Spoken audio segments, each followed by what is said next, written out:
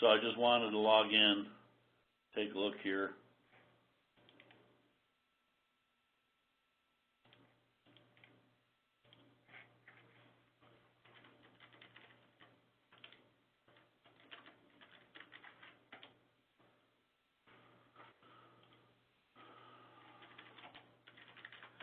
Again, for time reasons, we don't get into customizing too much in this class. I give you scripts and you drop them in to save a lot of time. So to begin with, I'm just going to do a cadmin -- version. I'm running tempo 1.10, and it looks like it's ProPack 6 SP6 built for SLES 10. And cat, you see RHEL asterisk, and again I'm running SLES 10 SP3. Okay, that's we don't support SLES 10 SP2 with tempo 1.10. 1.9 was the last release level to support SLES 10 SP2. I'm going to do a console-x, and I can see that I've got a service lead and 2 compute nodes that appear to be discovered. I'm going to do a cpower -- system, which will do status on everything. Again, power on is saying that IPMI and the IPMI tool and the BMC are responding, and booted says that SSHD was up and running and responded on the system. You could have a system in the process of booting, but SSHD is not actually. Oh, so there we see compute nodes that are not booted right now, though power is on. And then the service node looks okay. I'm going to do a cimage -- list - images. So here's the compute - new that we were just talking about. The Carlsbad kernel is for synchronous clock interrupts. The SGI dev kernel is for hardware profiling, get hardware counter support for perf suite, psrun, pfmon. And by the way, the cluster George is working right now. I'll show you that a little bit later. I'm going to do a cimage -- list - nodes, and that lists the rack, and tells me I got 2 nodes in there, and they're supposed to boot on the SGI dev kernel and the compute - new image. Now again, if I'm just going to grab a console, R1, I0, N0, and it looks like I've got a login there.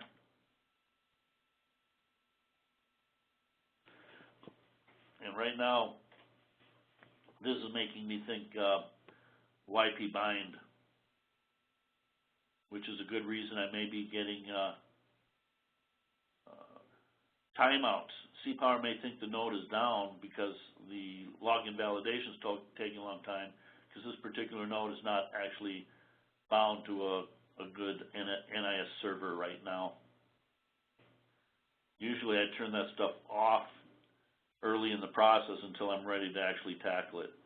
There's a timing issue. If we're discovering if the master NIS server is on the service node, but we're discovering the lead first, then there won't be a master to actually pull maps from, and things get rather difficult. I'm just waiting for it to log in here.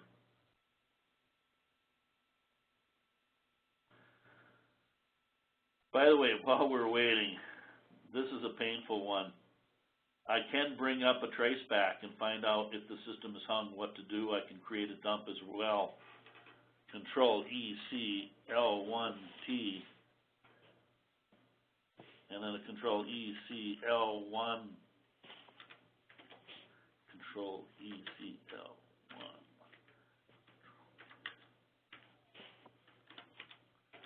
Still not getting it.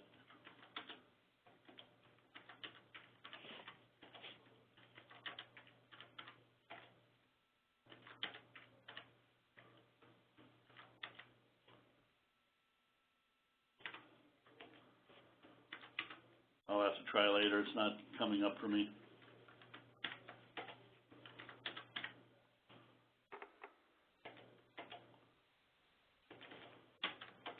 So I'm not comfortable with what's happening here. Control EC dot, break out of there. I'm gonna do a C power dash dash reboot.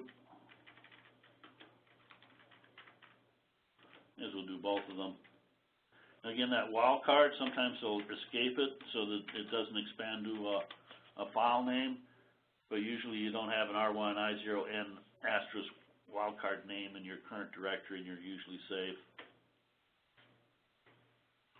See what this does.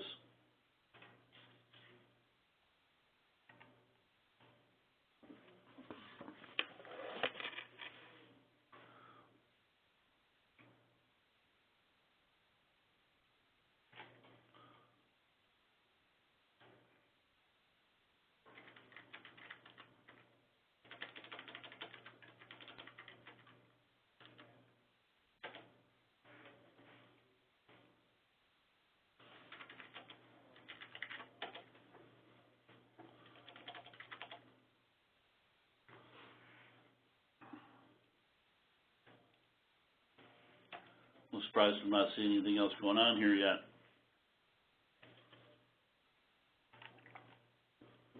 Occasionally, lab students have had to reboot their admin node to clean up the DHCP server or something. I'm not expecting that here.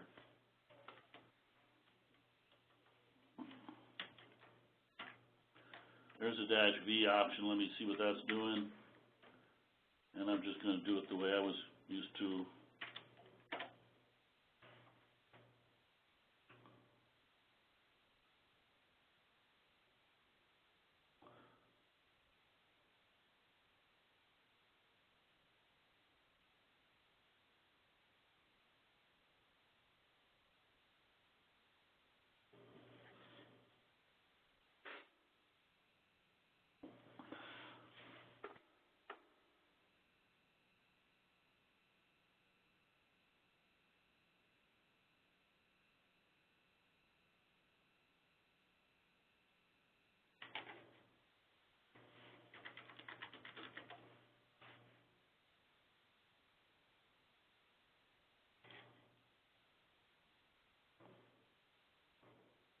Got some timeouts going on too.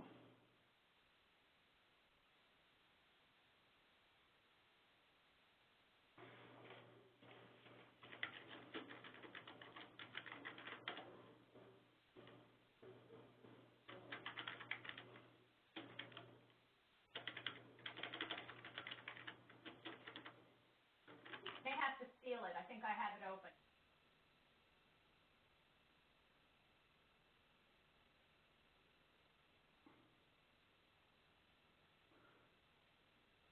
So you'd mentioned that you may have grabbed the console. If I needed to steal it, it would be Control EC F to force. I was just going in to actually look to see what's happening.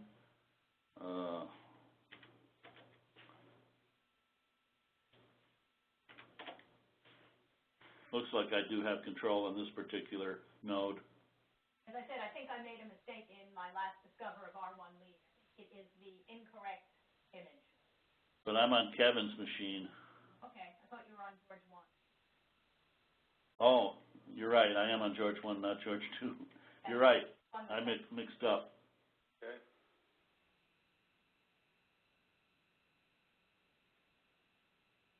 So it looks like that did come up, but let's see if we can get logged in. And I'm able to log in now. I'm just going to check. Usually after discovery, you generally do want a clean reboot.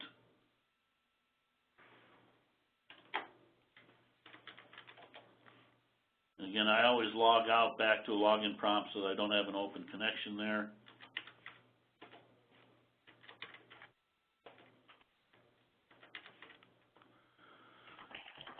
Okay, so I'm going to do a cexec host name. Looks like the other node is not quite up yet. I'm going to check that one. It may be sitting on that. There was an array-d.conf change that I caught in there. I didn't do anything to array D. No, I'm not saying anything. The customized script is automating some of that. Okay. And it looks like it runs more than once even though it's there. Let's see.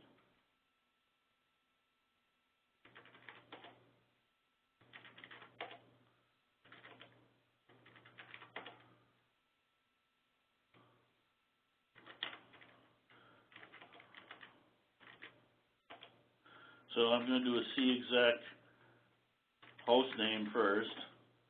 Both nodes are there, CExec DF. And I can see that they do have home and SW mounted. We don't seem to have, I'm just going to do a CExec mount-A. And one of them is not mounting correctly. Now in this case,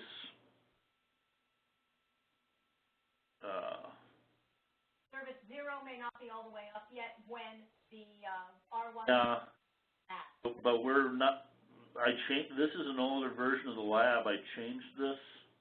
Okay. I'm not sure how this got on here right now, but the actual host name is going to be DNC-server. Oh, that's right. Now, just to explain, in prior releases, there was an NFS daemon you could run that would allow a re-export. So I'm just going to check on this right now in, let's see, opt SGI per host customization, is it?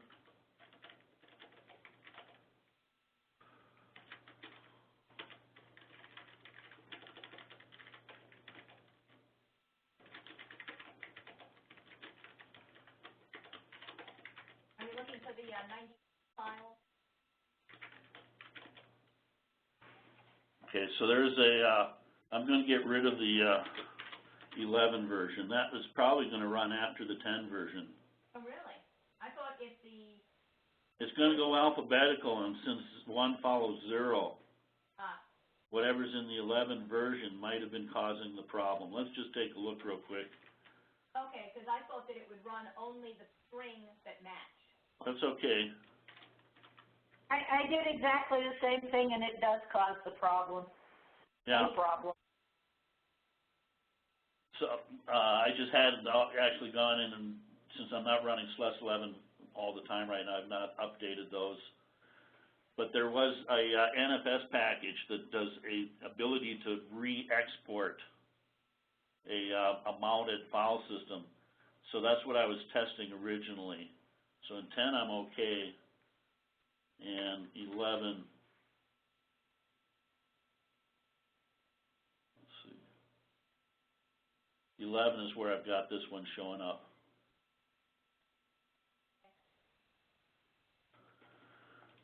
So the problem that I had with that NFS package is engineering was dropping support of it, so it was also causing a conflict. So I just dropped, and it made it simpler to drop using it.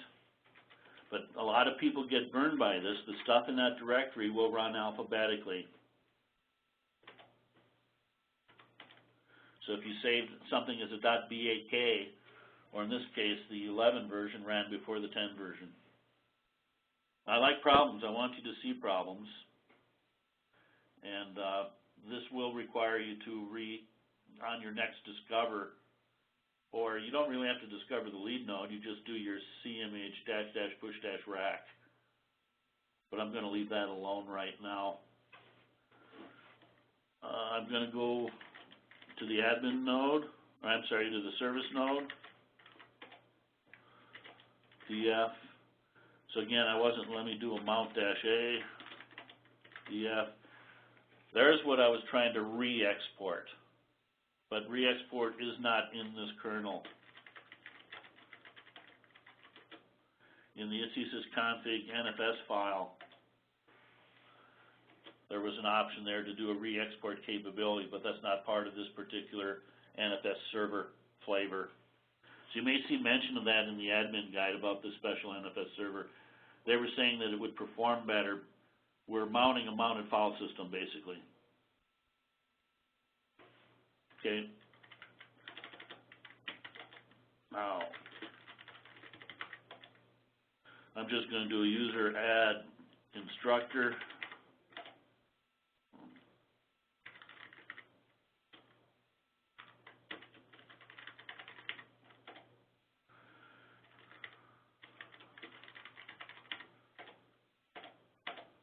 And I'm taking the easy way out right now. I'm just gonna push the ITSI shadow and ITSI password.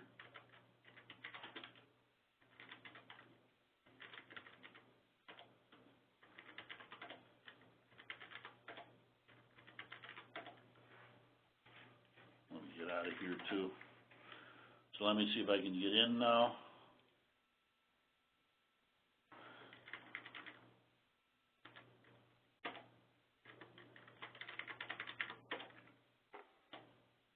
Now notice as I log in for the first time, it's going to create a .ssh. If nodes change around on me and my .ssh gets ugly, I'll often just remove .ssh and regenerate it. But don't do that on root. On root, you've got that repair SSH key script to do things for you. So we're going to finish up customizing today and then start running applications, and then after that it's stabilizing the cluster, making sure that it can survive a reboot and that how quickly can get the cluster up and running where applications are working. Okay. So I'm going to do a make dir MPI underscore examples.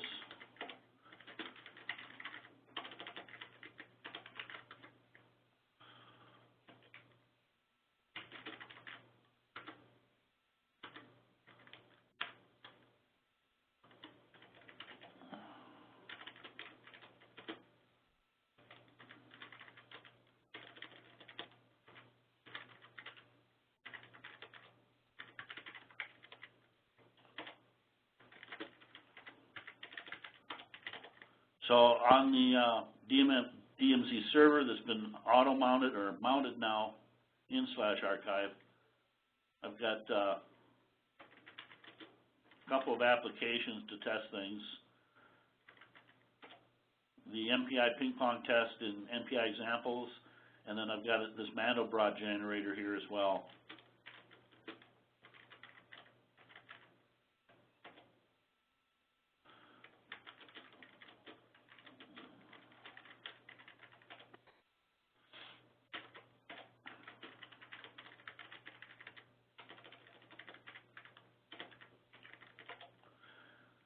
So I'm just going to give the first one a try, which will be the MPT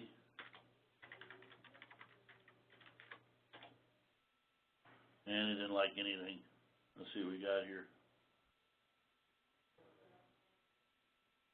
We haven't really finished setting everything up here yet. License is the key thing here. Expired license. I want a license in a location like that.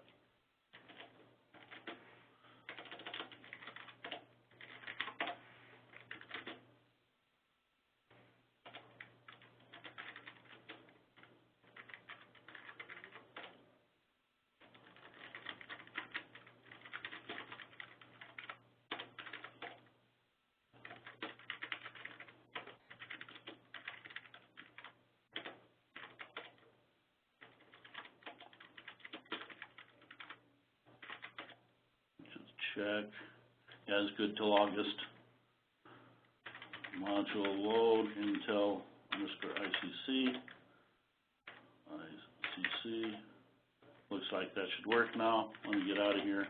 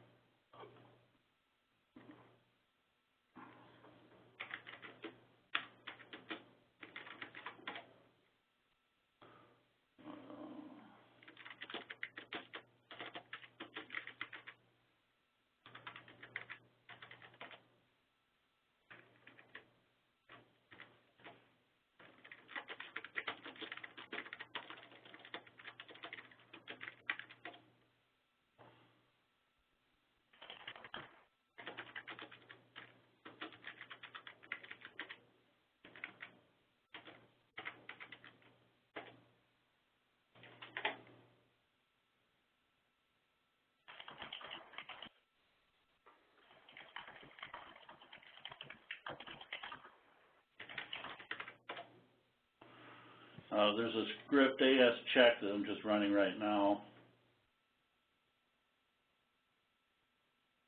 No response from R1I0N0. Interesting, that's the one that I had that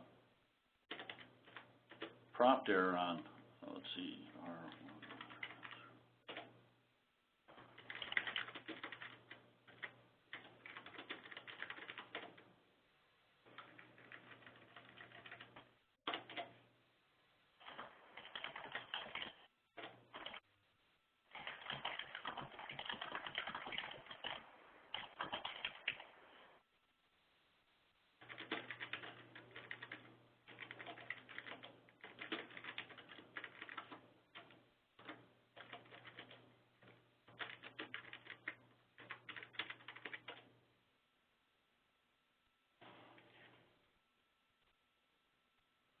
I'm actually into today's topic, so,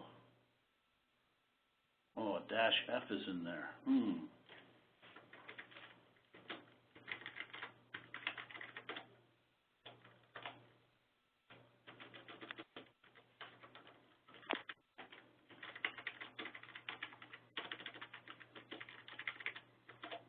Oops, not what I wanted. Oh well.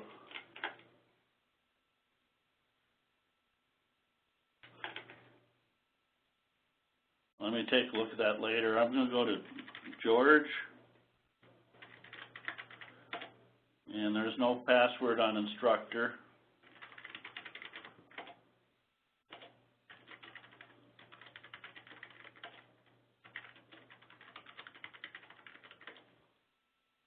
So I'm hoping by tomorrow morning you've got the system ready for users, and we can start monitoring and stuff. So I'm just going to do a mpt_mpi_pong.sh,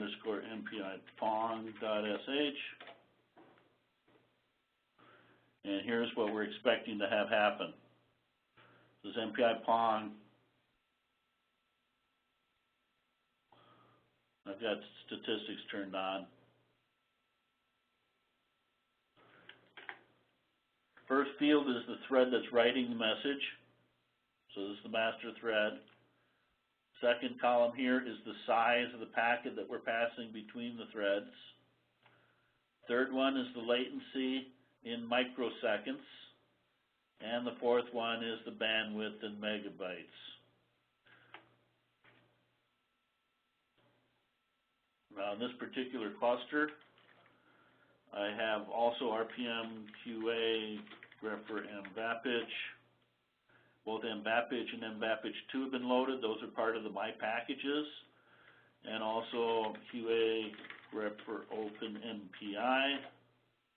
That one's there, as well as Intel MPI. So I'm just going to do this, type in a Go script, and test all the different versions. So here's MVAPITch. MPT was at 2, MVAPITch here is at 5 microseconds.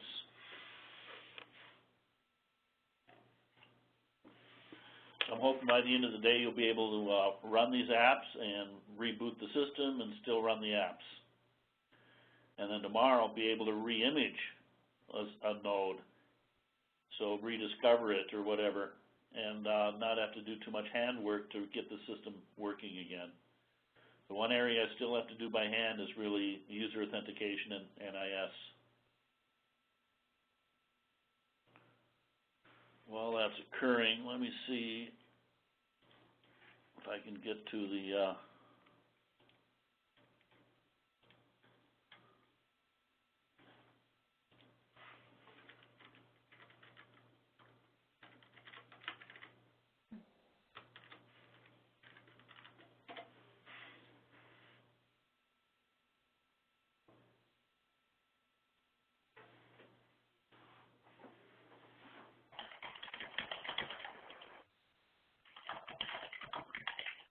not sure I got the right port number there.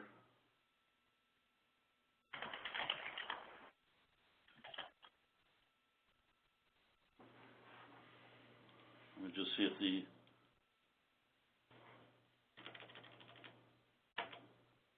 web server's up.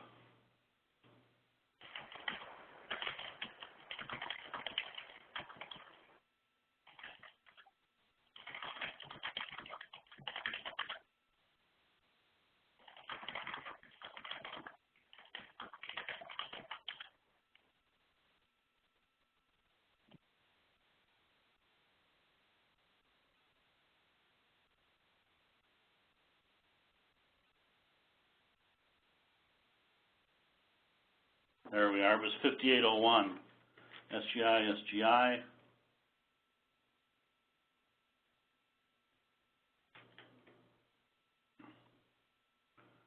I do have to do a refresh a lot, but right now, looks like the window manager needs to get restarted.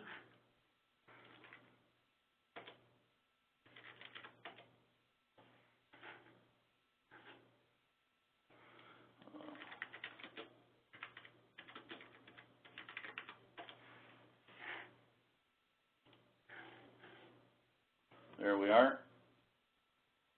I don't know what's going on there. Sometimes that window manager needs manual intervention. I've not debugged any of that. I'm going to go in as instructor. No password.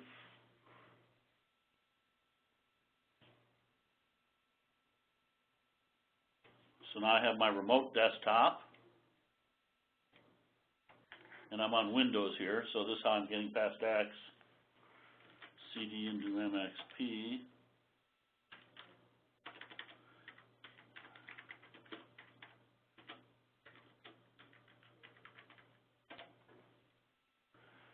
So here's my Mandelbrot generator running X11 within this web browser. So I can zoom into an area and enlarge it. So those are the two applications for you to get running. This one requires X across the cluster. Now, so the instructor account on George is working, no password on it. The other thing I was going to do here now, this did not run across the cluster, just on the head node. So now I want to do R1I0N0, R1I0N1, and see if this works. There's a firewall up between the compute nodes and the service nodes, so I may get an authentication problem. Can't open display. So I'm going to SSH-X to R1I0N0. Now do my MPI, CD into MXP, MPI run, R1I0N0, no, R1I0N1, dash MP, going to go 4 threads wide. And now I'm actually running across the cluster. And I was doing this yesterday testing at home on a cable modem. Takes a little bit longer for this amount of graphic image to actually come up on the cable modem. I just want to test something here now. PMICE is a PCP package.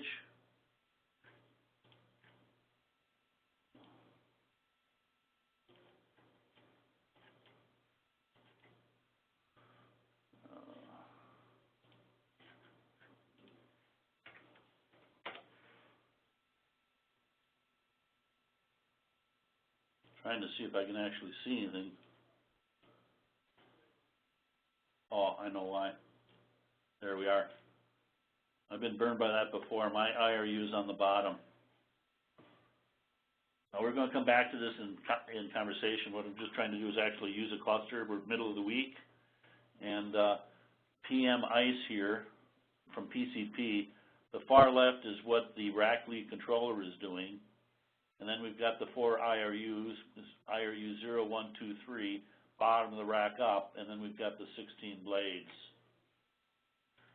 And inside there, then we've got CPU utilization stuff. I can right click, left click, middle click, let's see, middle click info, and actually see what the colors are.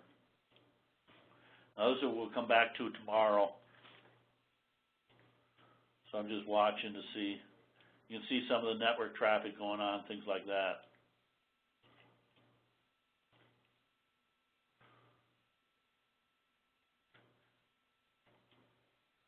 Any questions right now? Not at the moment. So those are two things. If you got kids that are in high school, this MXP is, freeware. A guy, Chris Brady from Cray, wrote it. It's out there on SourceForge. That's a simple, fun little program for them. And a quick, easy, license-free way of demoing stuff. And you can load down one node and actually see how it interleaves between the nodes and stuff.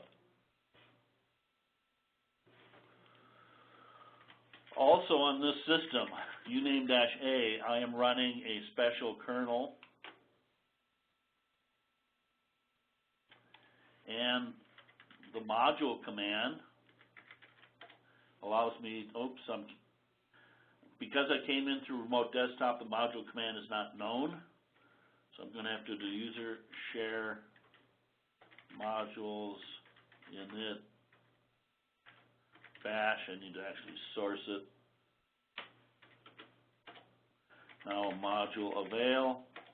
Both PBS and a remote desktop require you to explicitly invoke a shell that understands the module command. And I'm just going to check something here in SW perf suite. Those that know Daniel Thomas, he's the one maintaining the perf suite as a profiling tool for x86 and also for ultraviolet. Hystex is gone now. Everything is going to perf suite and PAPI. So I want to check that I can get that working as well. And by the way I've got this set up now, SW and home are on my second drive on B. So if I lose my root and reimage root, I'm not going to step on my assets, so to speak. And I want my root to be a golden root that nobody's going to be messing around with or touching. So that if I reimage with Discover, I've got a golden root that's going to work with everything in it, including PBS. By the way, the PBS license you have did expire, and I've got a new PBS license. I did put it on your, I think I put it on your systems, but I'll check later. I also dumped off a newer kernel for this to work too. We'll get into that tomorrow. So I was going to be perf suite and just check it. And SW perf suite. Oh, I'm not root.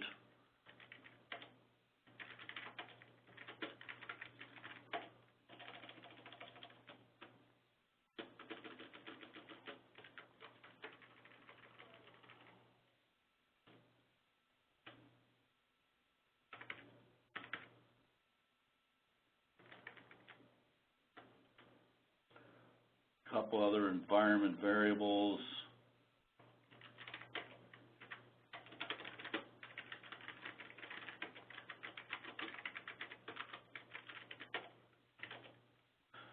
Okay, so module load perf suite. Oops, I MSU'd as root. Let me get back. Module load perf suite. pfmon ls, and pfmon is working correctly right now, giving me halted core cycles. There's also PAPI _ avail, and that one also looks like it's working. The stuff that I'll be teaching with the ultraviolet system analysis class coming out in the summer. No more Hystex. It'll all be PAPI and PS run. I'm going to do a cexec uname-A, and my other nodes are also running this kernel. Now, unfortunately, the SGI dev kernel that you grabbed isn't working. I don't know why. So I had to go in and get a working kernel. I downloaded this off of support folio because I knew that that one worked. So that's kind of a demo. I have a working cluster. The question is how bulletproof it is and whether it can survive power drops. You know, I could go to the web page and just drop power, bring it up and see if I can recover file systems, fill up memory, fill up swap, hit out of memory killers. I'm going to do that sort of stuff tomorrow or Friday. Any questions? This is just kind of a preview. Okay, I haven't gotten that far quite yet. No, I don't expect. Today's basically stabilizing your system and being able to be sure that your custom changes are working and then starting to get applications running. Most people still are getting like MXP working on Thursday morning, but typically by the end of the day we're ready to hand the machine off to the customer, or to the users I should say. So I've just gone in through PuTTY, and I've also gone in through a remote desktop so I can do X11 graphics on this Windows box. Kevin, you still okay? Yeah, I'm still good. Okay, checking if you're there. So I was going to go back to the workbook now. So today is playing around more, discover, see install man, see image. That's the key things. I want repetition. Repetition is good. You're going to get sick of it after a while. Some people complain that I've only got 2 blades there. Why populate 64 slots? But for ease of software implementation stability, they just do it 64 times. And I'm not going to go into software and change it to do it only for 2. And I think Kevin's got the one that has 4 blades to it instead of 2 blades. Yes. And I don't know that you got a chance to do this yet, but there was that inventory piece. Tempo Info Gather is what the call center is going to be looking for. You should have used IVT already. Let's see, where am I here? I'm going to go off SSH to admin and IVT-S, and that can do me a quick integrity check. And everything is looking good, links are up, everything is active. Now also, while I'm here, var lib system imager, scripts, post install. So when you put this one in place, that one's setting up InfiniBand every time you reimage. It's also doing some NIS, but not all of NIS. And then this is the one that was customizing the service node. Now in Connie's case, she put in a menu.list as well. Let me get out of here for a second.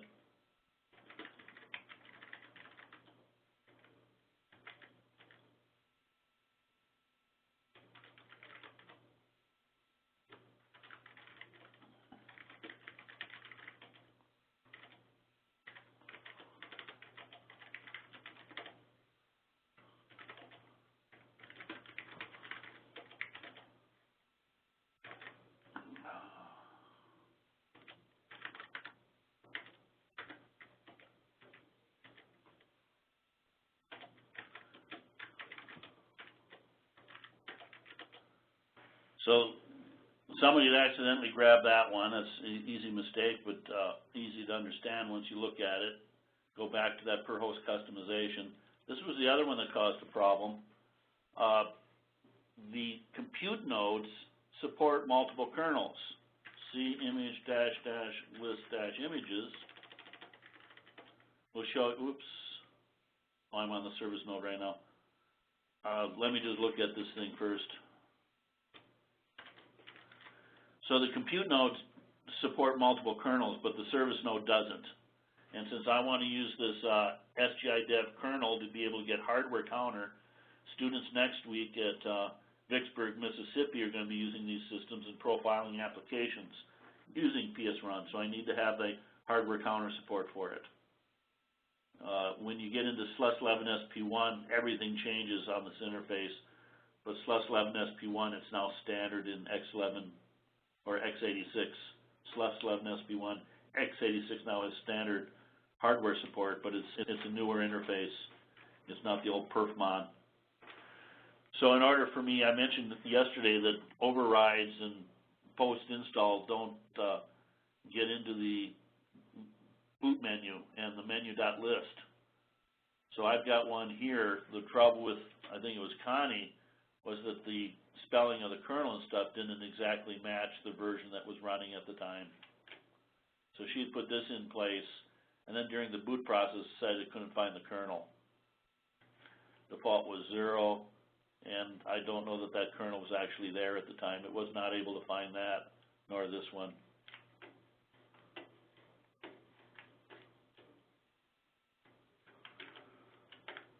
Okay. DB dump is another handy one to be able to map the MAC addresses, the IP addresses, and the host name.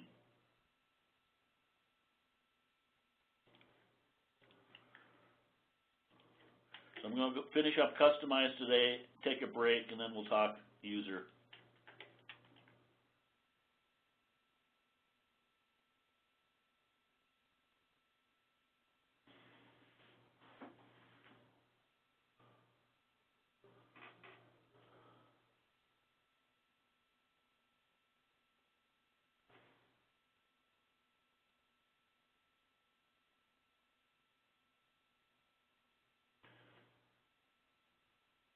So does everyone see customizing? Yes.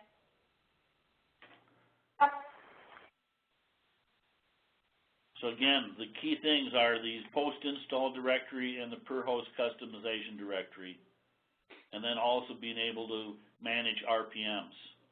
The way I try to teach it is in this process, you're documenting the things that are different. If I go do things by hand and add an RPM with RPM or something, it's not in the list, and then 5 months or 5 years later when I upgrade, I won't know what custom changes were made. So I think everyone is okay with maintaining the repository and rebuilding images, and by adding the RPMs in there, you now know what list of custom RPMs you need to add. And 3 months later, somebody might need a new RPM or something. I'd want to make sure that it's in the RPM list, that I document it, I don't just stuff it in on the fly. I want to try to keep track of all my changes in the customizing scripts themselves. Again, we need to configure, everyone should have ETH1, NAT, NFS working. It was NIS that everyone should be dealing with next. And you don't have to, if you're not that excited about NIS, you can do what I did, was just ITSI password, ITSI shadow, use the user add and password command, and then push the password and shadow files out to the cluster. In fact, that actually is a better performer, but more maintenance later when you have to change user IDs and stuff. So post-install, we put in 2 scripts, one for the service, one for the lead. And then per host customization, we put in 1 script. Originally, when I started this class, I had a script for each functionality, but then I ended up dropping in 10 scripts, and I didn't like that. It was hard to keep track of things. So I myself just do it in 1 script for the service, 1 script for the lead, 1 script for the compute. That's just personal preference. So we had to configure the gateway, the FS tab. Again, there was the issue of, and I'm not concerned about archive being mounted across the cluster, but I was no longer mounting service 0/archive into the computes.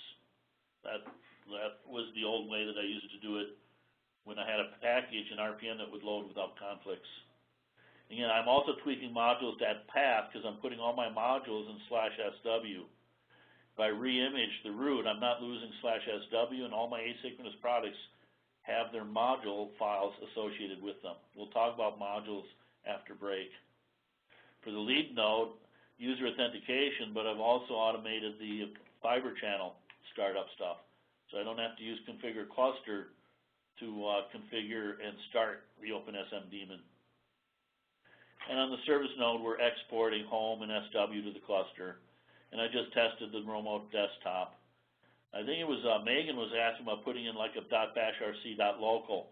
I would normally put it in this 1 script, and I did the login prompt example is the same sort of thing where I'm modifying something. Hard part is I'm not sure I want it in each individual user's environment.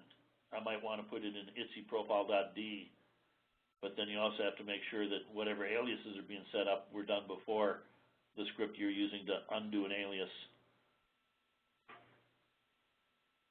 Again, the PBS Pro license, it did expire, so I've got a new license for you, get that in place.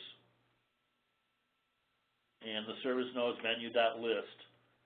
I'll worry about that on my own later in the week if I want it. But for next week, I need to have everything running that SGI dev kernel. The one you currently put in the repository is not working. So Crepo, and I did have to do this. Crepo doesn't have the ability to modify, so I did a yummy prepare -repo. Also yum clean all to clean up the cache. But there's no, and I've got an RFE on it to have an update feature here. Configure cluster seems to do it right, and sometimes I just put stuff into configure cluster. and don't use my own naming conventions. But I have had problems updating that repository if I replace those kernel RPMs with new ones, for example. So install man is what you're going to play with today. And there was an exercise coming up to do a get to capture an image. Should probably do that at the very end when you know your service node is finished and PBS is working, array services are working, that sort of thing. So you already did a create image and there was a clone image option. And I was just creating a clone so you could strip out kernels to be able to do a tempfs route, as an example. When you're done with tempfs, you're just going to go back to your normal image. And when you're creating, you have to specify the image name and the RPM list. So the RPM list was one of the first things you modified, as well as dropping RPMs into my packages. Delete an image, show images, and show nodes. So I was using those yesterday because the prior student had a service-new and a compute-new, but when I reset the database, they weren't in the database anymore. So I'd show images, they weren't there, so then I was able to do an update DB to get them. And then show nodes. The equivalent, by the way, is make SI image -L. It's just a wrapper to them. Okay, so the next thing is tomorrow, if we're interested, tonight, first of all, you need a Supportfolio account. If you don't have a Supportfolio account, send me email, and we'll get that sorted out. But we're going to register the system with Novell, normal registration. We have to configure SMT, the subscription management tool, to be able to maintain a mirror. Then we're going to run a command called sync repo updates. And sync repo updates could take overnight. So that's why I usually try to do it today rather than tomorrow.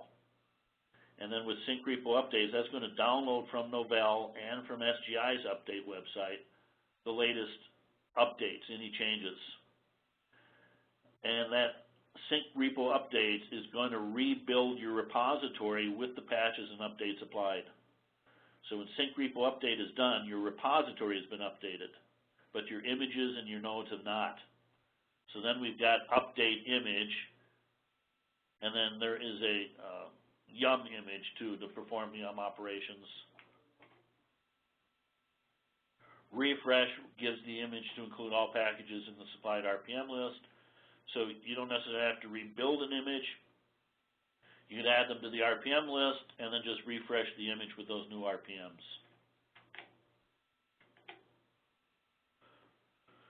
So more install man today. So again, yum image performs yum operations on the image. Update node will update the node to the latest packages in the repository. And refresh node will add RPMs. And then yum node to perform a yum command on a particular node. Assign an image to a node as a default instead of service-new all the time. And then we can control boots. And lastly, if there are any changes that don't seem to get picked up, being able to refresh the BitTorrent tarballs that are on the admin node. So we dropped our packages into my packages. I'm not sure about the one that had a subdirectory there. That should be okay, but we're going to find out if packages are missing. Was that you, Megan? No. I can't remember which cluster it was, but my packages had a subdirectory of the RPMs. Normally I put them in that directory. So I'm just saying I haven't tried it the way that was done. If you look at the other repositories, they do have a subdirectory, but then all the RPMs are in the same directory from there. So I'm thinking you're okay, but it was just different than the way I normally am doing it. Install man to create the image name service new. Looks like everyone did that. Again, takes about 15 minutes. And hopefully you've modified the RPM list to include the new RPMs that you wanted. And then power off the cluster, or I should say the thing you're going to discover. In actuality, you should just drop power. That shouldn't necessarily be a power. You want to drop the BMC as well. So that's not a very good example. I should pull plug. I don't have to turn it off because I'm going to blow it away. Well, I have a second drive there that I may want to protect. So powering it off to protect the other drives there, and then dropping power to the system. And instead of an off is okay, or a halt, an off or a halt. And then we discovered again with service name, image equals the new image name. And then this was the old way of doing it. So we had to do a yummy prepare repo, build the image, and again, CInstallMan is a wrapper to do all that for you.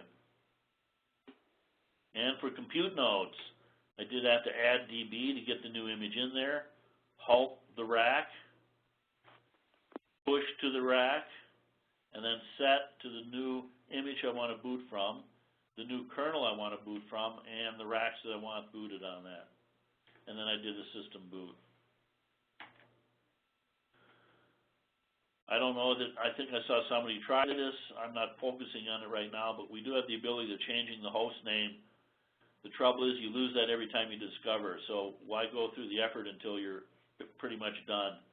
Then do the cadmin host name, and then do a get to capture your final node.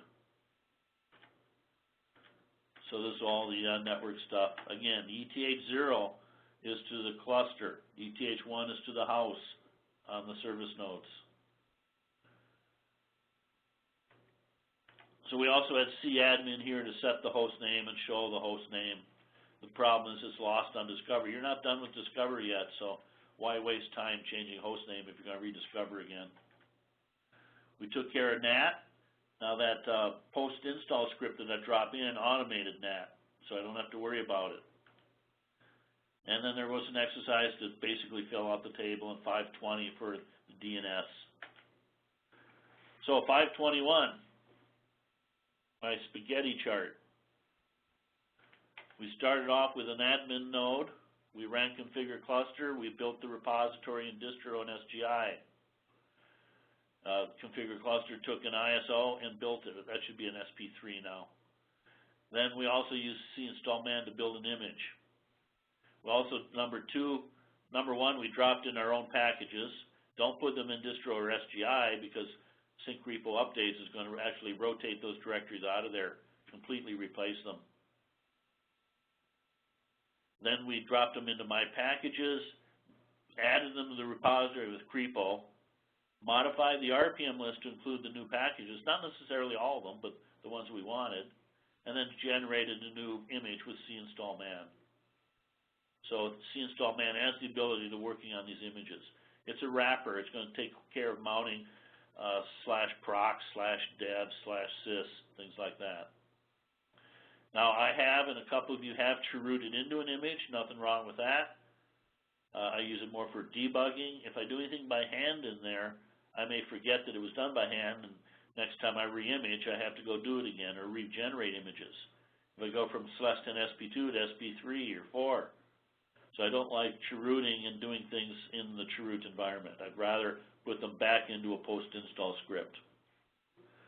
So the key thing here, 5, I wanted you to look at that post-install script. There's one for the service, one for the lead. 6 then was the per host customization, and we had a bug there where we had a /11 instead of a /10 version running. And /11, network file changes, all kinds of different differences. So that is going to have messed up the compute nodes. Again, once I've got that customized script with cimage-push-rack, is pushing the image file out to varlib SGI on the lead node. It's all being done by blademon-d. So at some point, we've got the post-install scripts running right after we've done the initial imaging. We've got the per host running when we're building the image. And I put a set-x in there so you could actually see the script running 64 times. The output for these scripts are going to be in that simonitor.log file. Also on boot, if you look at the service script, the NAT is being taken care of by a conf.d script, and ISIOPT-SGI conf.d script is going to take care of the IP table rules, load the kernel modules, and set IP forwarding. So at some point, I want a golden root. Every time I discover, I'd like that root to work just as it is. And then once I've got all that with get, I can take that root and put it back into the images directory. And then I have to, make sure it's showing in the images with make SI image dash capital L to list all the images. And if it's showing up there, I can use it to discover or see image push rack again. After yesterday, does this chart make a little more sense? Yeah, it's trying to list all the paths where all the important pieces are. SBIN comp.d is for the SLES stuff. And then ISIOP SGI comp.d is for the tempo stuff. Any questions? So, each image does have its own different comp.d scripts, depending upon the purpose of that image. And I'm not using overrides much anymore, because every time I create a new image, I got to make sure that I move it, clone the overrides tree from the old to the new. And I forget that stuff. I'd rather put it all in my post-install script, including licenses and stuff. And again, when failing, you're in a chroot environment and it falls out of the chroot. So when you log in with console, if there's a failure, you're not in the environment that the script is running in. So I had a sample post-install, and you can look at them more deeply. The make SI image get for you to try. And then I was just using this, list the images, list the nodes. You already did a create image. And again, cInstallMan is basically a chroot wrapper for you. So you've added RPMs now, but sometime tomorrow I'm going to have you see if you can get the new kernel working. So I put a tarball in all your homes on the admin node to see if we can get that newer kernel integrated. I don't want to do it until after sync repo updates. So once I added a new kernel, I can do add DB, delete DB, update DB. I can save disk space on the rack lead controller with delete rack, and I can completely remove an image. Unless I've tarred it, I can't recover it with delete image. And then we were in per host customization. Now the common ones, fstab, resolve.conf, and static routes, I put into my script. I didn't want to go in and manually edit these things, and they're here documents. It's not as much fun in scripting language to actually run them. So I just dropped in a script after all of them to do everything that I want. And again, we just saw a SLES 11 ran before after SLES 10. So you got to watch out for your naming conventions. It's going to run them in alphabetical order. So here was the per host customization script. And then NFS. So again, I'm using service 0-IB1, not IB0. And I also have to make sure that my route from the compute node can find its way out of the cluster. So the next is NIS. Now there's a written lab. It's also in the admin guide, but it's still done by hand, not automated. So you basically have to go in to decide where you're going to have your master NIS server, but for us it's on the service 0 node. So bring up the ask, go into NIS server, create the master, list the NIS domain name. That's different than the DNS domain name. Also, it's going to be a client. And then also you're going to say that slaves exist. And we want to use the RPC YP transfer daemon. Then I go in and add R1 lead, which is going to be my slave. So the stuff is going to be pushed to the slave. But the slave's got to be there. Now to simplify things, I only select group and password. This is just to reduce the complexity of the push of the maps and stuff. Nothing to be done on the host setup control. So adding users, user add guest, or with the password command, there's a -- service NIS guest now. And then the way maps are pushed around from one node to another, you go into var YP and then do a make. Again, YP bind errors can occur. This may not be as bad anymore, but the fabric was still being used in YP. So if the fabric was down, you might have authentication problems. When I'm debugging this, I look at the master first, then the slave, then the client. So I check to make sure that I can get in on the master, then on the lead node, then on the compute node. The other option is user add password and cpush. That's what I've been doing just because it's quick, clean, don't have to worry about it. I do not know of any procedures for LDAP. Sites are using it, but I don't have any written labs or anything like that. Remote desktop, 539. So some of this was already automatically configured through my 99 service script. So I go in there and select Allow Remote Administration, and here's where it's given me the 5801 for the Java browser connection. Also, this I do not have automated in my script. I had to do this by hand. But under SACS 2, there is VNC. Now, this is moved in SLES 11. In fact, it's not even YAST anymore. It's in their control panel. So I selected VNC, and this says allow access to display with VNC, activate a password, and I put it in, allow multiple VNC connections, and also allow HTTP access ports. Now here it says 5800. That's why I thought I'd be able to get in on 5800. But I had to go into 5801 for the VNC. Then I got my remote desktop. 544. Again, we have multi-slot routes. So that your current route will show you what slot you're currently installed and running on.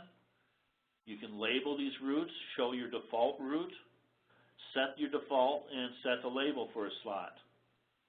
And then there is a clone-slot script that can also take when we're done with this route, we can clone it to one of the other slots as a backup. Normally in the second week of this class, we have you put SLES 10 on one slot, SLES 11 on another, Red Hat on a third one, and then a clone of one of them on the fourth slot. And these labels will be visible in your grub menu when you're booting. And that's about it for that one. So we're pretty much done with the RPM list, configure the ETH. We are not using the overrides directory anymore. We've got NAT configured through the 99 service local script.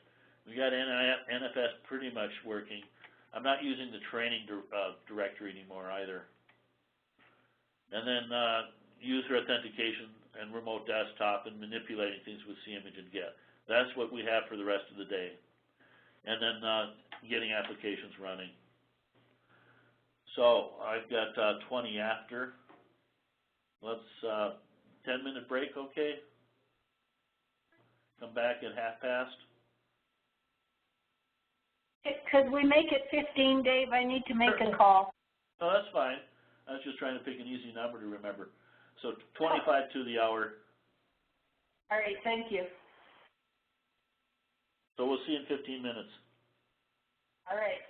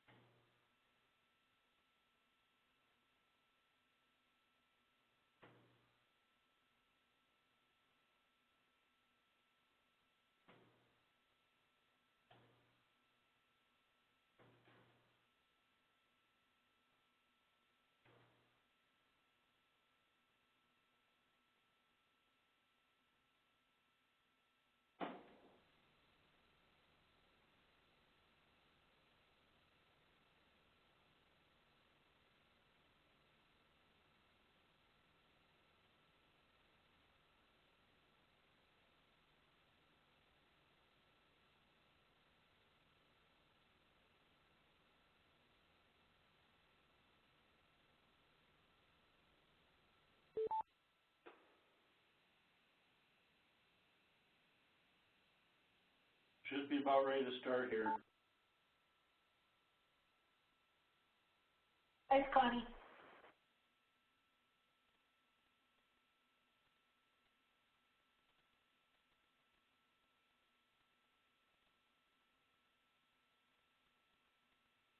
Hello? Hello? Oh, sorry, I thought I lost you. I was just waiting. With that, is Kevin here? I'm here. And Connie? Yeah. And Megan? Give Megan a minute. Are you there?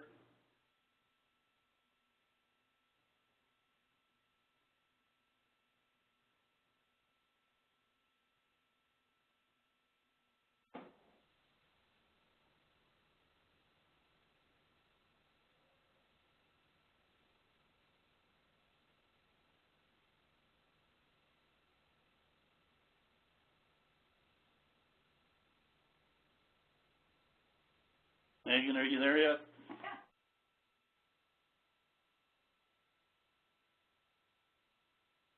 Wanted to start my, track one lead rediscover.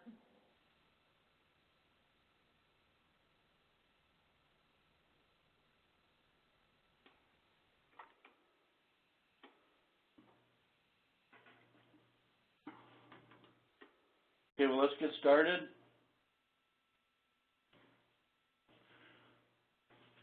So the last module today is on the user environment. And as I said, when you think your cluster is ready for a user like me, let me know. The lab manual has you making an account for instructor. I'll log in and use that as my test to see if the cluster is usable yet and report any issues or problems. And also don't be afraid to look at those three customized scripts, the post-install and per-host customization scripts. So at this point, we still really need to get things together. A cluster needs a common home directory. You have to have the executable and the appropriate libraries in every node in the cluster. And user authentication throughout the cluster. So once CExec is working, you can go into the user setup. And primarily, we're going to have you install Intel compilers and Intel MPI. And I want them to go into /SW. Now, the default historically has been /opt/OPT for optional products. But the problem is that SLES is putting things there that are synchronous to the release. So if I reinstall SLES, there's things in opt that I'd have to then clone to my own opt. So we're no longer using /OPT the way we have traditionally as a separate file system partition on a separate disk that can be exported to the data center. And then I only have to install my compiler and my products in one place and make them available to everybody. So we're going to install the Intel compiler and Intel MPI and then set up a module file to make sure they work. Now the modules really came from Sun originally. Cray was using it, and in the merger it got put into IRIX, and then from IRIX into Linux. In fact, for a while there, modules was included with ProPack. Then we dropped it from ProPack because it was in SLES, but now it's on the SDK, so the module command has been put back into ProPack so that MPT can be installed conveniently. And MPT used to be in /userbin, but now it's in /opt. And I'm not even sure I like it in /opt because I may have different MPI compiler versions, MPT versions, 1.19, 1.22. So we're putting all that stuff in /SW. And if I reinstall root, I don't want /SW stepped on. And /SW/module files goes along with the products that are in that /SW. So you'll have to make sure that you put it in the proper place so that it is exported across the cluster. Also make sure it's not on root, so that if you rediscover root, you don't have to reinstall compilers. And unfortunately, it's not real easy. It's possible, but the Intel compilers have an install setup script. But it is possible to extract the RPMs and put the RPMs into your repository and push them to the cluster that way. But most people don't do it that way because they want multiple compiler versions. So the module command is basically an alias built into the shell that allows me to modify my path, my man path, and create any environment variables that I need for my application.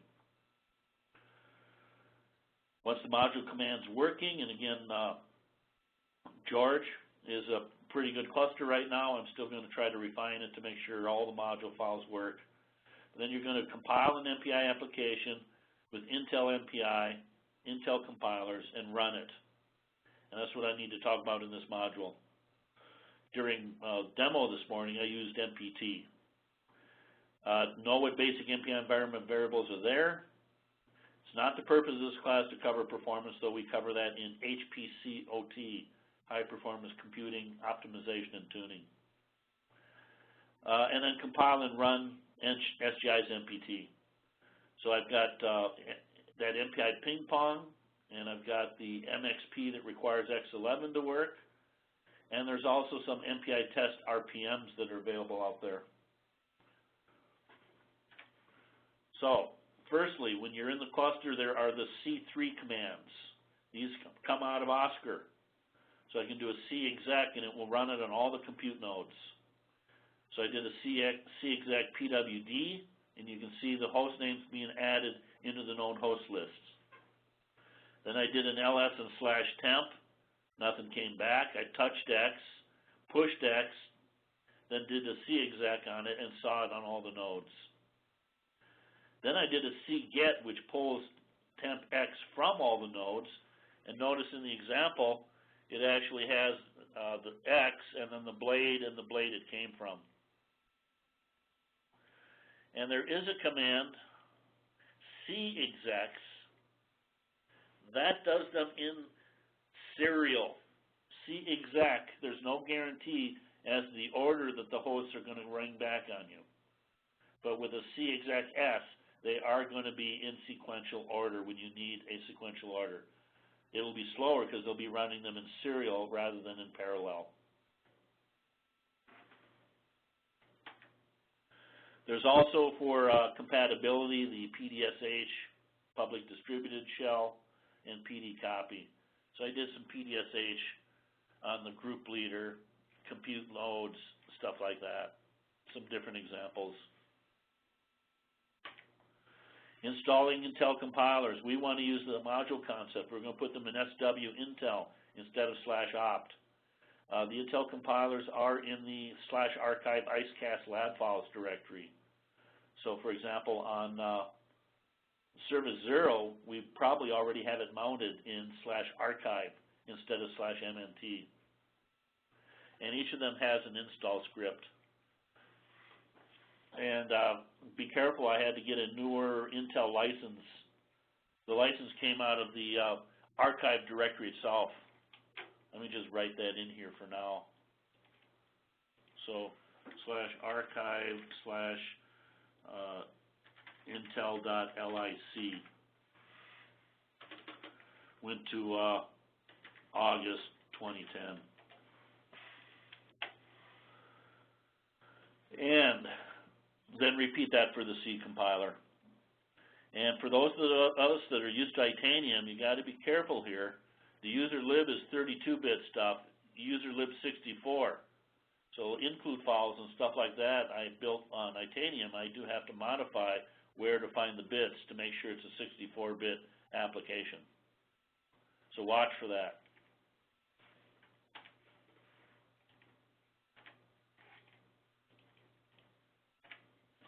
So the module command was implemented by Sun originally. Again, it kind of goes along with NFS. We build a file system that was not on the root disk. So if we lost root, we still have this file system.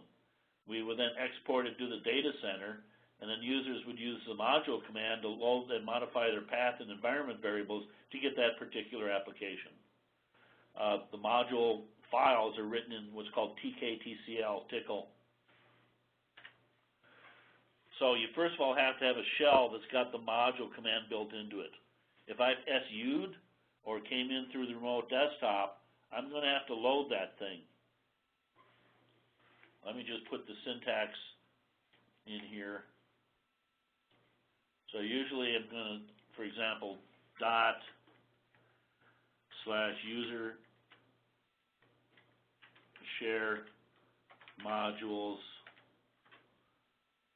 init bash. So I'm going to source that thing. And then once that is sourced, again, PBS, SU, LSF, torque, or coming in through remote desktop will not be module aware, and you're going to put it in your job scripts, for example. In my MPI examples job script, that Go script actually loads and unloads modules as it goes from one MPI flavor to another. You got to be very careful that you're not trying to mix MPIs in an application. So I did a module avail, and user share module files is where the OS puts stuff. So in here I'm seeing MVAPitch, for example. I see torque. And then I'm putting my own module files in SW module files. You know, if I rebuild root, user share gets replaced. So I don't have to monkey with them. I put them in SW module files. And as personal taste, I've just got one for C, one for the cluster toolkit, one for Fortran, and one for MPI. Module list shows was currently loaded. Nothing is loaded right now. I echoed path, and home guest bin was at the top. Echoed library load path, nothing there. I then module loaded the MVAPitch GCC and echoed my library path, and I can now see that thing in my path. I also echoed $path and can see the path. And another handy one is LDD. LDD on a binary to show what libraries it's compiled against.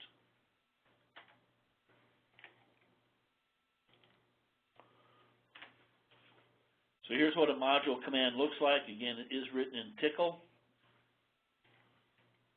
So you've got a proc function name, curly braces to put it in.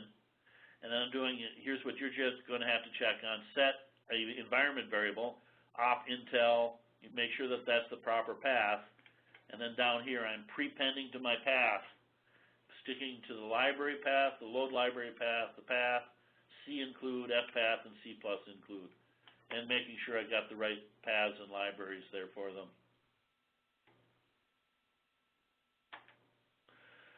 Now, flavors of MPI, a lot of them are based upon the original MPI that came out of Argonne Labs, Fermi Labs in Illinois, called MPitch.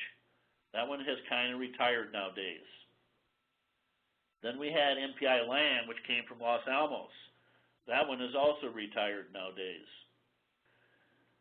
The most popular one probably is MVAPitch and MVAPitch 2 now. These are Ohio State, taking the original MPitch and updating them to newer versions of MPI, MPI version 2. There's also an HP MPI. Fluent uses that by default. Open MPI is what's replaced MPI Lamb. So MPI Lamb is grown into Open MPI. But a lot of the other MPIs are MPitch based or MVAPitch based. So there was an IBM MPI, SUSE had an MPitch, Scali had an MPitch, Voltaire had an MPitch base. And then we have Intel and SGI's MPT. Now SGI's MPT is actually Cray based, goes back to Edinburgh University. It wasn't really, it was started at the same time that MPitch and MPI Lamb were started, so it doesn't have its own base tree except maybe Edinburgh University. Now there's also a new tool to tell you about, Perf Boost. Perf Boost is a new library that's been added into ProPack that will intercept other flavors MPI and call SGI's MPT instead. So SGI's MPT has pinning capability and several other features, affinity features that allow it to perform better than a lot of the other MPIs. Also, these other MPIs fire off a daemon, an NPD daemon, on a per job basis. An NPD daemon isn't always reliable in starting up the NPD token ring and cleaning it up when they're done. Whereas the SGI's NPT has an array D that's always running up and ready. So it's a lot more reliable in that sense as well. But that perf boost is going to intercept other flavors of MPI and call SGI's NPT.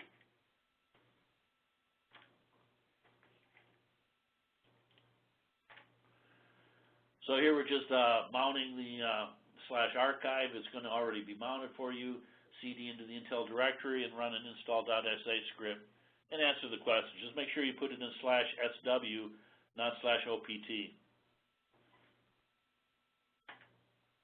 And Intel MPI has some daemons. MPD is like array D. It is up and running, ready to start ranks of an MPI application very quickly. But these MPD daemons have to be started on a per job basis. So we do an MPT boot to start them, then we do an MPT trace and an MPT ring test to see how long all these MPT daemons, they're in a token ring, so to speak, talking to each other, how long it takes to talk to them. At the end of my job, particularly if I get killed or something, I got to make sure they all get cleaned up. So there's an MPD all exit and an MPT cleanup if something went wrong in that ring, a hug node or something like that. I don't use these much, but MPD run to run a parallel job, list the jobs, kill a job, or deliver a signal to an MPI application.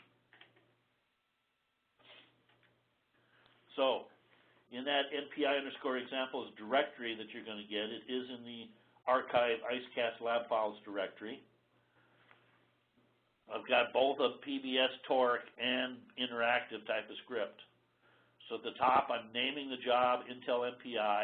I'm combining standard out and standard error and saying I want 2 nodes and 4 CPUs per node. Then for debug purposes, I've got a bunch of stuff. I'm doing the ulimit-A. If you're making notes, memlock has to be unlimited in most MPIs. Memlock has to be unlimited.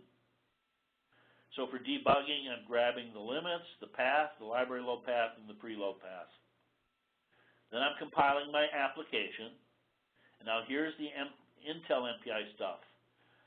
For whatever reason, they're going to have in the home directory .mpd.conf file, and in there is mpd underscore secret word equals. And it can be anything. Then it's got to be a permission 600 on that .conf file.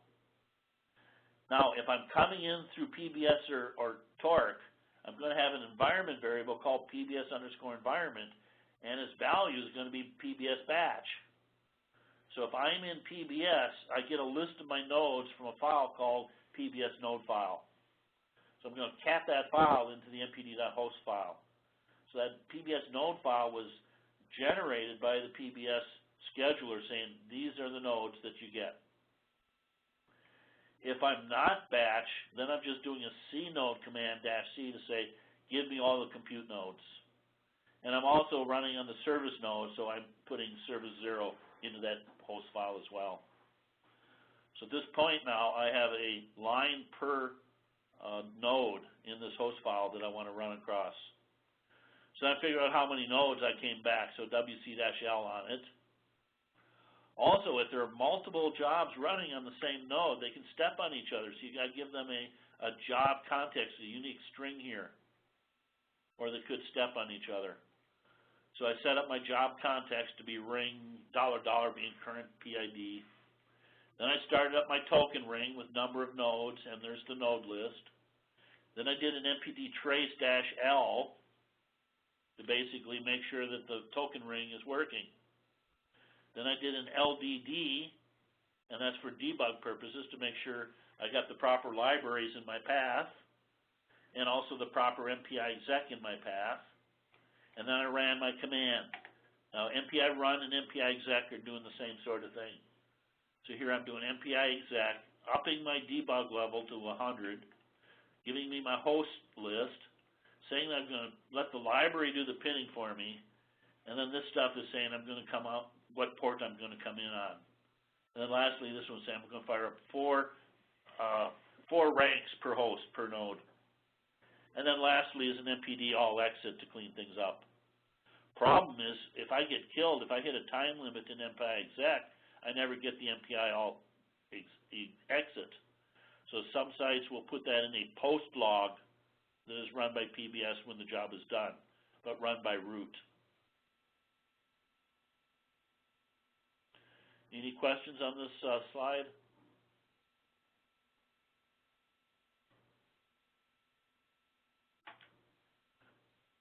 Another command useful here, when we are running, we like to pin things and be aware of interleave and rotational patterns. So this is Intel MPI.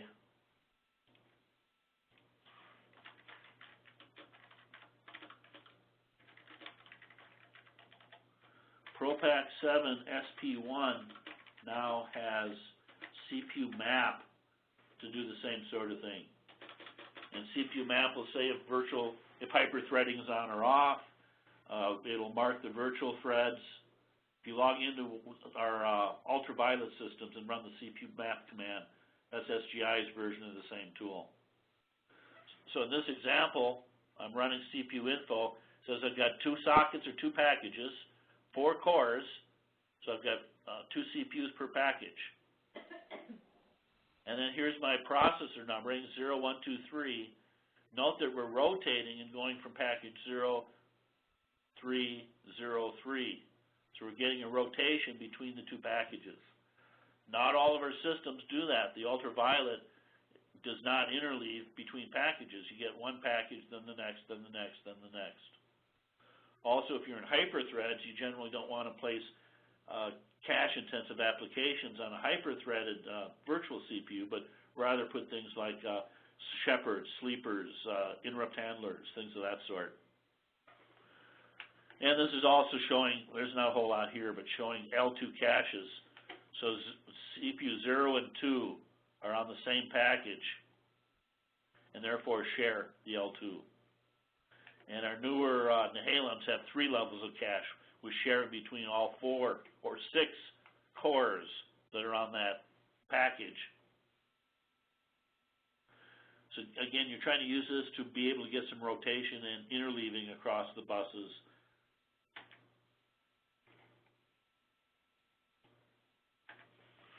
So there are some environment variables. When you load the Intel MPI, there's a start here and a developer's guide out there.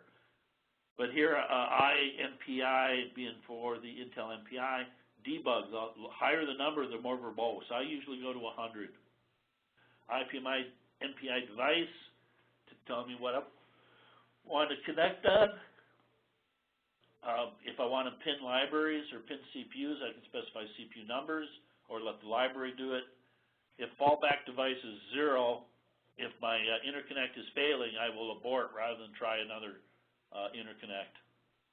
Again, job context and control ring to make it unique between the MPD daemons. And there are a couple others that I see referenced in very large MPI counts for connection, event size, use dynamic connections,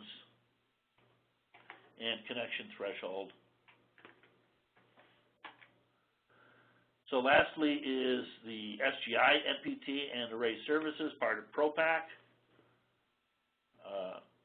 Again, MPI could be on a shared memory system like a large UV, or it could be both shared memory and InfiniBand NUMALink.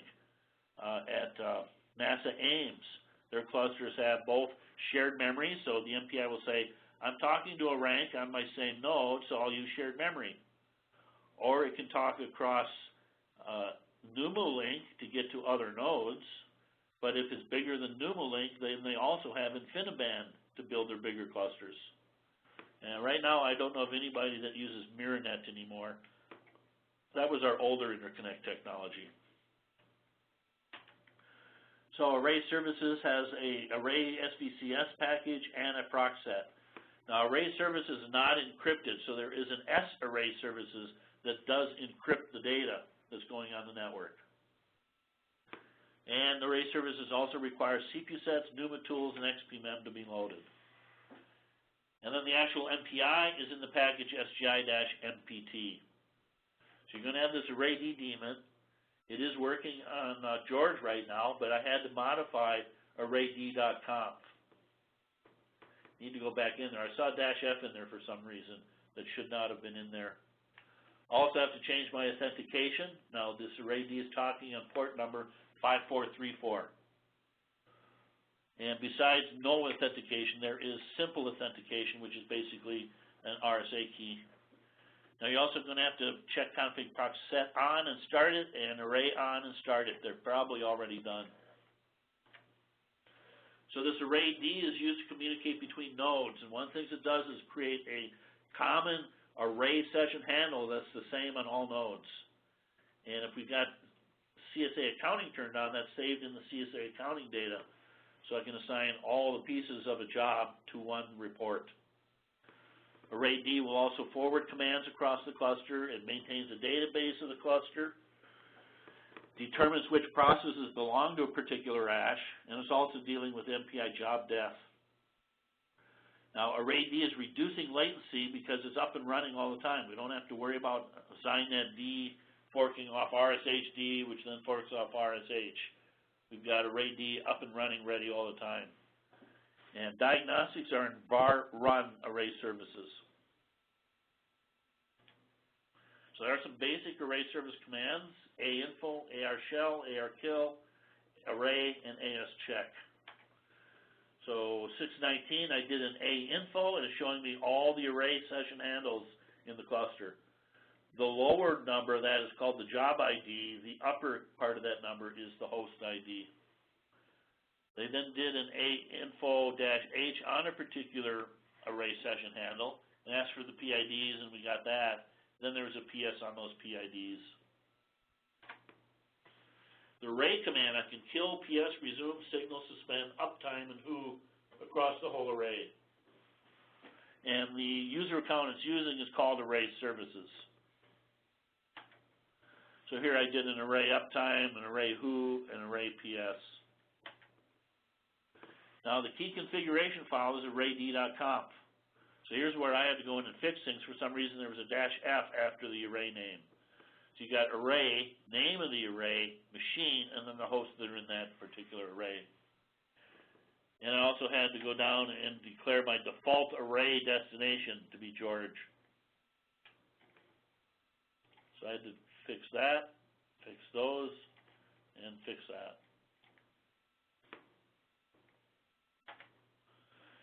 Here's an arrayd.auth. You can say no remote.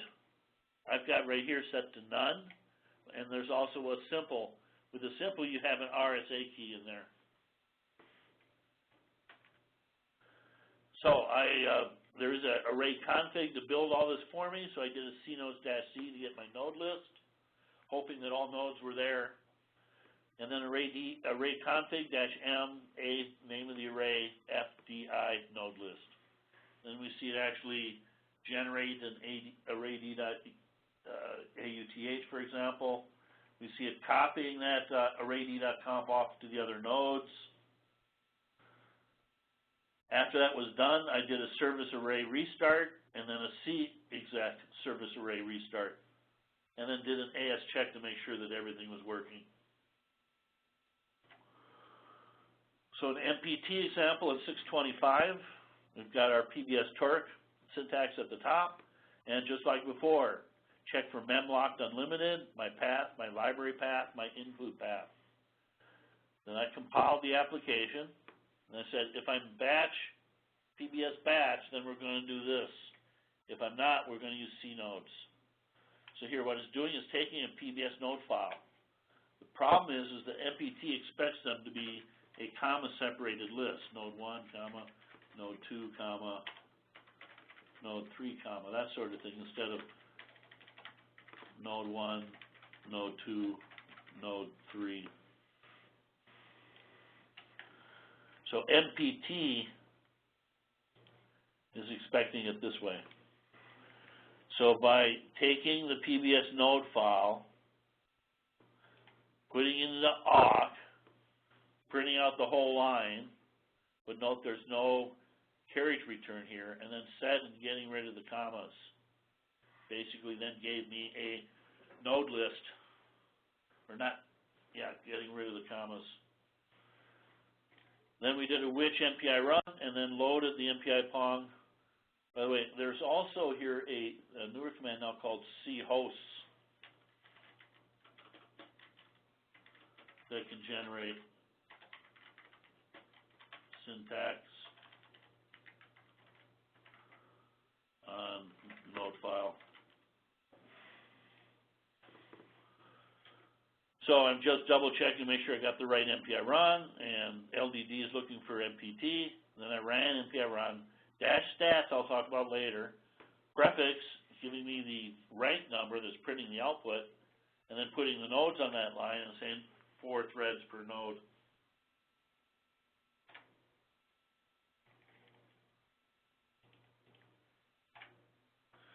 So there are a bunch of environment variables here. Tomorrow I'll try to get into this a little bit more, but common ones here, buffer max and buffers per proc per host.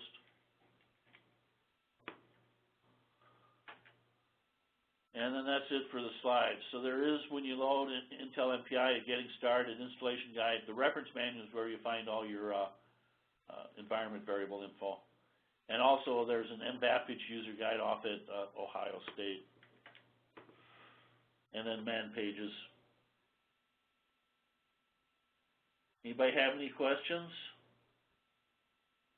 Not at the moment.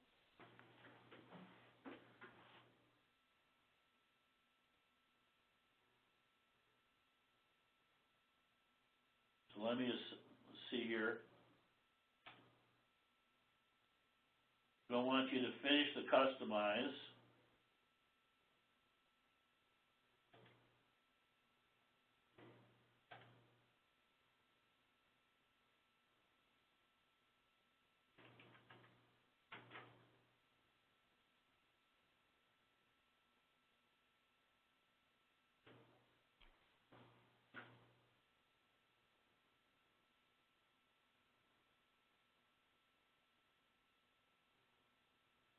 So A42 is where we left off yesterday.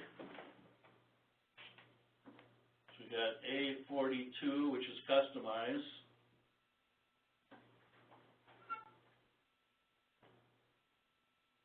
NIS to A46. And then A47, which is the user module,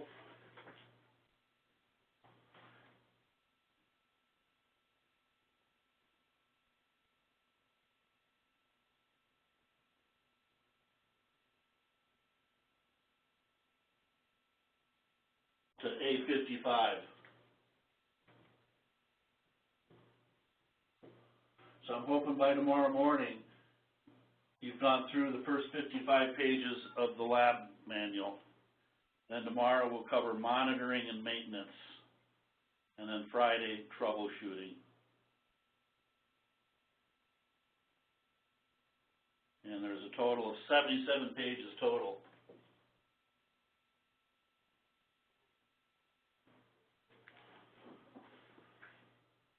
So if there aren't any questions, we're done for the day. Okay? Oh, there's gonna be lots, just let us get started. Yeah, that's fine. You learn from doing. I can repeat and lecture over and over again, but then they hit it in lab and forget. So I'm just trying to find a proper balance and not talk too much here. So if there aren't any other questions from anyone, I'll see you on email. It's lunchtime here for me, so I'll be offline for about half an hour. Then I'll be back online with any help. If you really need to call on the phone and ask questions, that's fine too. Don't be afraid of emailing me to get my current phone number that I'm next to, because I will be working from home this afternoon. So if there aren't any other questions, we're done for the day with lecture, and email me at the end of the day when you've got a cluster that I can see if it works. Or first thing tomorrow, I'm going to be looking to see if the clusters are user ready yet. That's the objective, having MPI application running, that MPI Pong running by the end of the day. Okay, So we'll see you tomorrow morning then. bye-bye.